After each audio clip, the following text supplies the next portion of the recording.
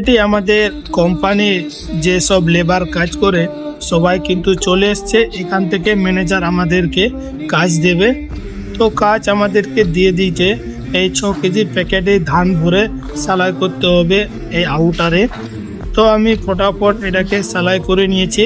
আর সেলাই করে ঠিক এরকম সেলাই করার পর আমরা সব প্যাকেটগুলোকে বস্তায় ভরে এরকমভাবে সাজিয়ে দেব। আর দেখতে পাচ্ছ বড় বড় লাট আছে, এগুলো এখনো প্যাকেট করা হয়নি। আর এটা হচ্ছে আমাদের পুরো গোডাউন। এখন ধান পান নেই বলে কিরকম ফাঁকা ফাঁকা লাগছে। এটা আমাদের পুরো গোডাউন, এখানে ধান পান রাখা হয়।